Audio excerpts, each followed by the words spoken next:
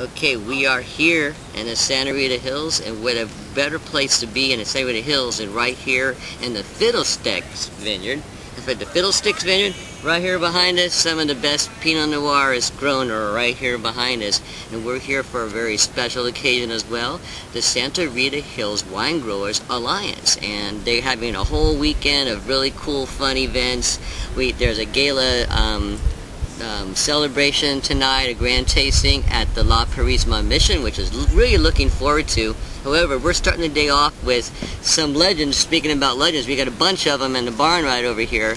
We're gonna have a Chardonnay symposium and a Pinot Noir symposium. So this should be knowing these men and ladies of this whole area, these great winemakers. They are amazing, and it should be a lot of lively conversation, to say the least. So stay right here with us, and we'll take you in right here to the Fire and Wine event at the Santa Rita Hills Wine Growers Alliance. I'm Brown, Ken Brown Wines. I've been very passionate about Pinot Noir for quite a few years, probably more years than a lot of you have been around. But there was never a question that I was going to do Pinot Noir going way back when. The question was where I was going to do it. And I looked, in those days, this would be in the early 70s, Pineros, Mr. Spaghetti, a few vineyards that were in Sonoma. Not much was happening down here. Decided to go to work for a little company called IBM. Decided it was time to follow my passion of Pinot Noir. And I went to Fresno State to study both viticulture and enology. While I was there, people knew that I loved Pinot, and they said, "Ken, have you tried the Sanford Benedict Pinot?" And I said, "No, where is that?" And they said, "Well, Santa Barbara County." And I think I'm from Northern California. I go, "How can that be? That's south of San Francisco. Just how can you Pinot that far south?" So I thought, well, I better try this. So you might have to help me just a touch here. Yeah, you started the vineyard in 1971, correct? 1971. And I believe I met you and your partner. The first vintage, I think you had 3 barrels. And if I remember right, that was the 1976? 75 wine. 3 barrels. Right, yeah. And those 3 barrels were, I have to tell you, were a shot heard around the Pinot Noir groupies of California. It just, the reputation of what came out of that vineyard in the first crop was amazing. And it was that point that I decided that I wanted to have my career here. It was based on that very moment in the vineyard. So I was fortunate enough to be chosen as the founding winemaker. Zac Mesa Winery started there in 1977, decided the winery, put that together, and started working with Pinot Noir. But where Zac Mesa is, it's not truly Pinot Noir country. It's a little bit on the warmer edge of things. But we actually made some decent Pinot Noirs, and got some really good reviews, but you have to think back to the quality of the Pinots in the mid to late 70s. If I was making the same Pinots as they do now or then, trust me, I wouldn't be on this panel today. But in those days, it actually worked out pretty well. Then I decided that I really wanted to go to an area that I thought was going to make great Pinot Noir, and I started Byron Winery in 1984, right next to the Nielsen Vineyard in the Santa Maria Valley, and started working with Pinot Noirs from that area, but also started working again with some of the Pinots for the first time from Sanford Benedict, and then it was able to benchmark the Santa Maria Pinots and the Sanford Benedict. Totally fell in love with Sanford Benedict Pinots once again, and then sold to the Mondavis in 1990. And fast forward, Mondavi implosion happened when the stock market last time took a nosedive. Then I felt it was time to start again. Started Ken Brown while I was still heading up operations at Byron Winery. And we started Ken Brown in 2003 when I was still apart. So now the focus is clearly on Pinot Noir. I work with 2 vineyards out of Santa Maria, and with, I don't know, I have to count about 7 or 8 vineyards of Pinot Noir from Santa Rita Hills, both the 246 the north side and this side, and from the east end to the west end. So I do have a good opportunity to see the nature and expression of Pinots from various areas in the appellation. So I'll leave it and pass it on to Frank. I'm Frank Ostini, Hitching Post Wines. You can see I'm dressed up as a chef today because for 2 reasons. I'll be cooking lunch as soon as I can get off this panel. I'm with lunch today. My crew's out here. And from a philosophical point of view, I'm a winemaker, but I'm a chef first, and I make wine to go with food, and that was always my intent, and it's how I approach winemaking. The sensibilities that I learned as a chef from my father passes into the winemaking. It's all about balance. It's all about making wines that work with food, and and then of course again it was the 1976 commercial Sanford and Bennett first Pinot Noir that opened a lot of us early producers' eyes to the region, the potential here.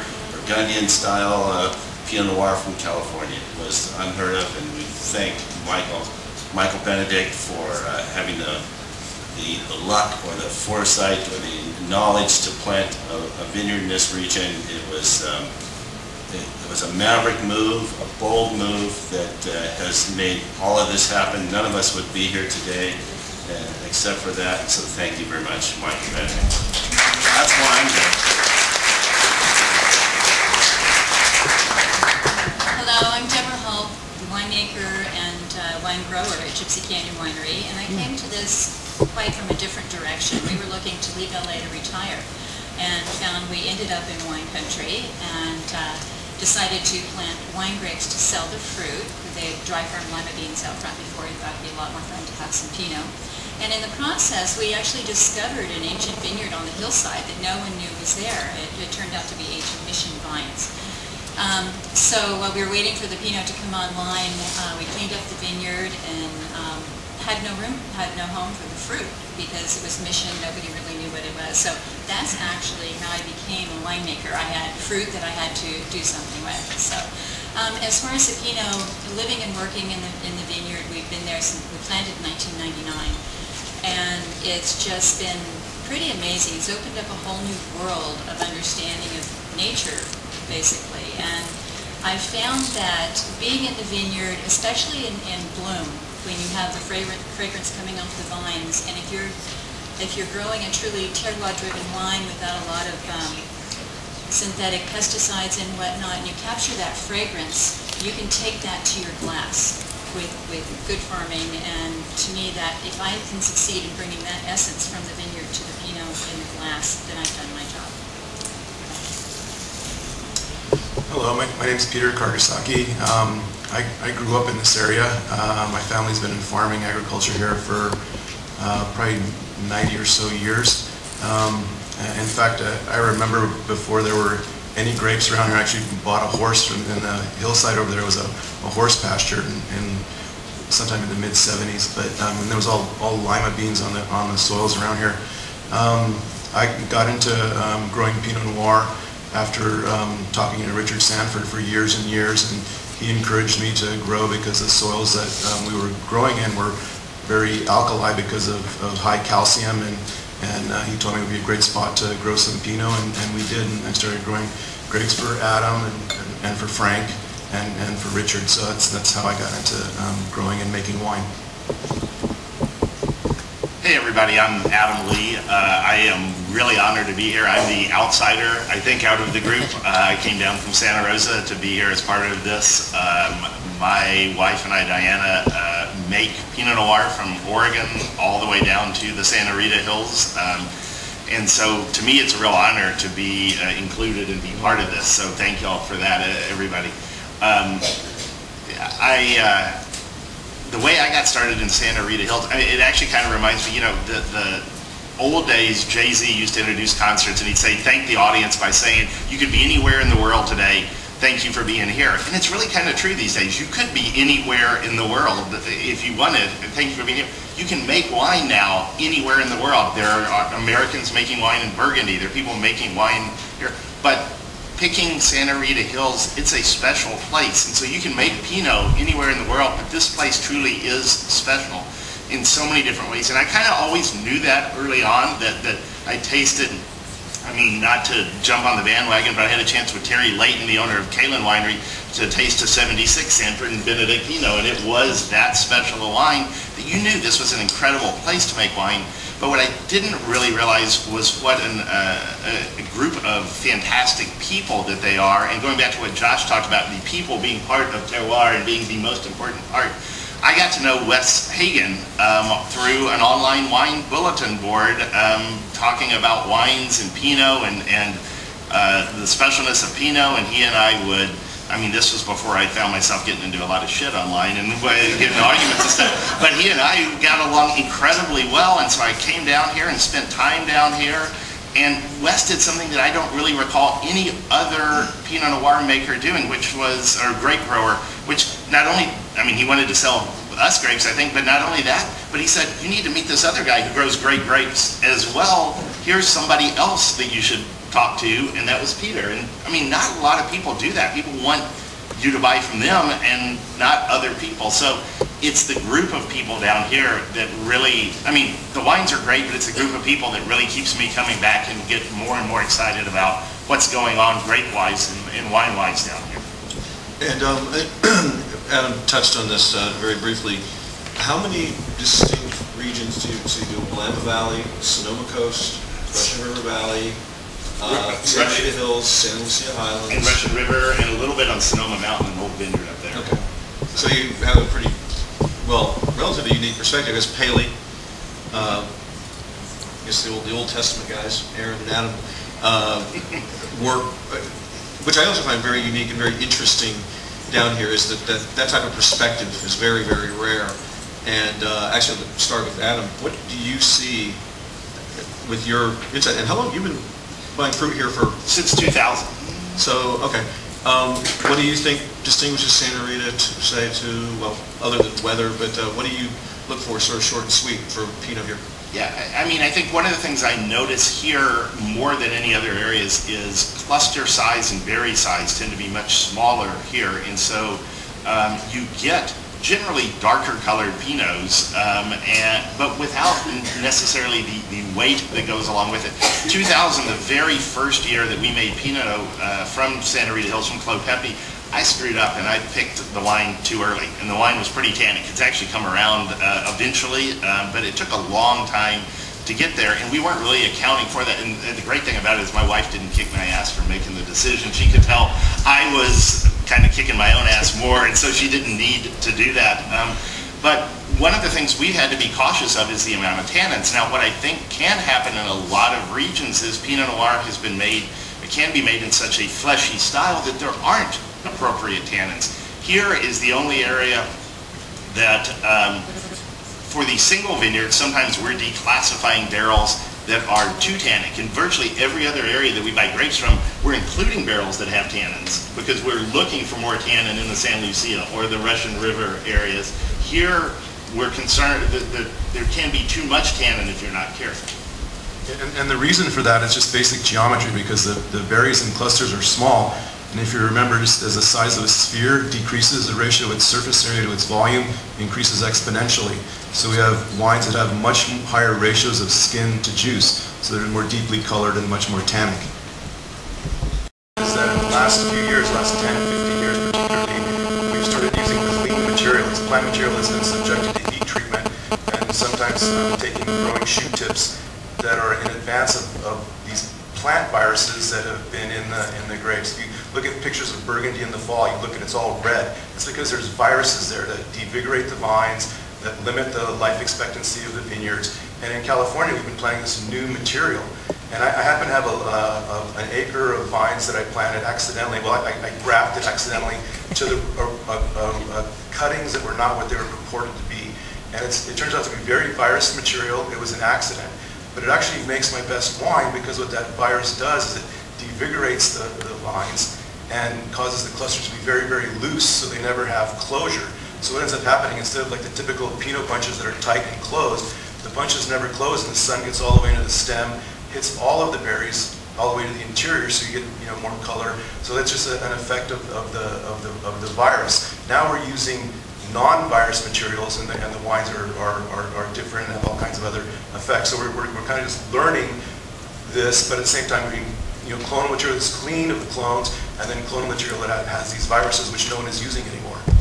You have to make what's for me and what goes with my food. Basically, I'm making wine for my food, and Pinot Noirs are so flexible with so many different foods. So if we I gravitated to Pinot Noir to make Pinot Noir in this region because of the wines that were made across the street in the 70s. And we saw in the 80s that we could make good wine every year, and that was going to be my house wine for my restaurant. I was a maverick doing that. I actually told this to Josh one time that, you know, everyone said you need to have Cabernet with your beef steaks.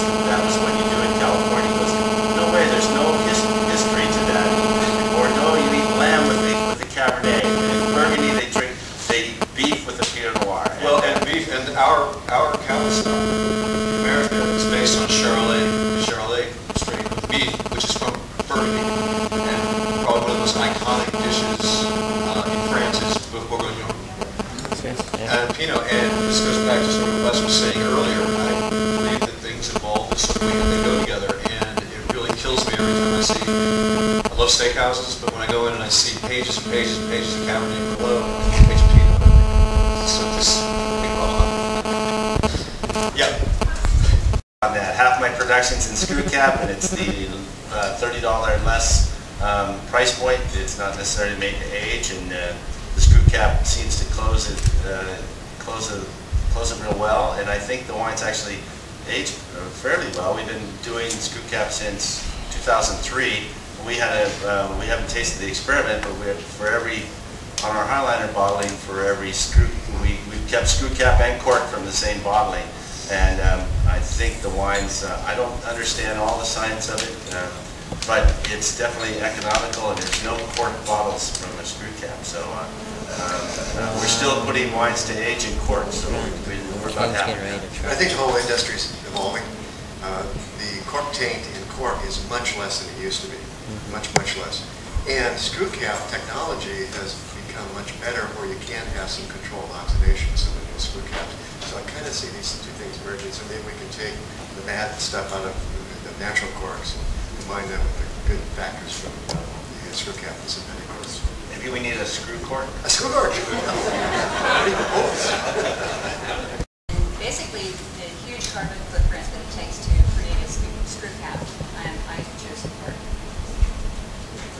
We're 5 years into trials side by side, and we've been thrilled with screw caps, twist offs. So 2010 is the last year that we've got cork. We have moved entirely to screw cap, except for half bottles. We don't have a mobile line yet that can do that. I agree that the cork has gotten better. Cork would not be as good if there wasn't some competition. I don't think. I think it's a good thing to have some of that. I still think a 1% failure rate. If out of the 100 chairs in this room, one of them collapsed, the people that were putting on the event would call up and say, we don't want to pay for any of the chairs. And so to me, that's a problem. And Adam, at one point, didn't you play around? I probably tasted around 10,000 or so wines a year. You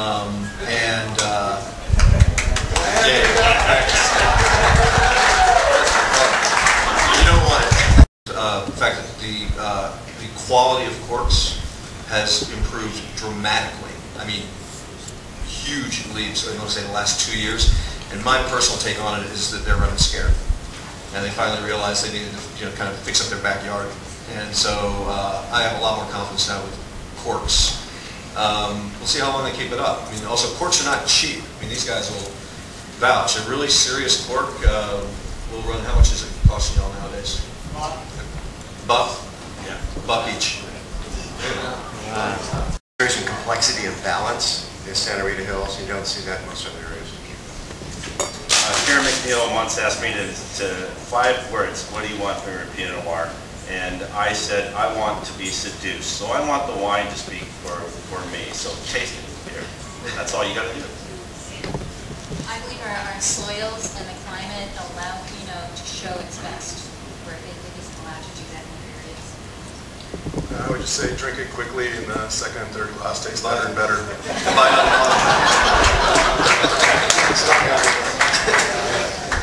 Go deep, go long. You know, I would start by telling somebody Santa Rita Hills is the only east-west valley on the west coast of North America. And that's special, that's unique, and when you drink Pinot, when you're spending a decent amount of money for Pinot, what you want is something unique and special that really reflects the place. And even just from the geography, you can say, this is a special, unique place. And so spring for it and give it a try, because it will be different. You may love it, you may not necessarily care for the character, but you're not going to say it doesn't have a lot of character. You're going to say it's got a lot of character. And the reason for that, really quickly, to go off what Adam's saying, it's that topography isn't just a topography, it's the influence of topography on climate, because there's a prevailing onshore northwest marine pattern that's coming into the coast. And from Point Conception north, the mountain ranges run north-south, and the only other place where the marine air can come straight in is the San Francisco Bay Delta. Here, the valley opens directly to the ocean, and so it kind of gets channeled in. At the same time, from Point Conception, the coast runs east, and there's a mountain range, the San Ynez Range. So the air kind of gets channeled in directly because of that, and there's a lower pressure gradient in the atmosphere in the channel because of that mountain range. And so what that does is it creates the climate of the region because of that topography and because of that onshore prevailing pattern. Here, typically in July, it doesn't get above 60 degrees until noon. And usually in the summer, we're very, very cool. A lot of times the high temperature during June and July is 69 or 70 degrees. Our warmest months are actually September and October, because that's when the warm waters from the Gulf of Alaska are coming offshore, and we tend to get warmer months. So it works really, really well, because that's when we want to ripen. So we have this very, very long, cool growing season because of this effect of the east-west transverse valley on the marine influence, the channeling in of this marine cold air. I'm going to have to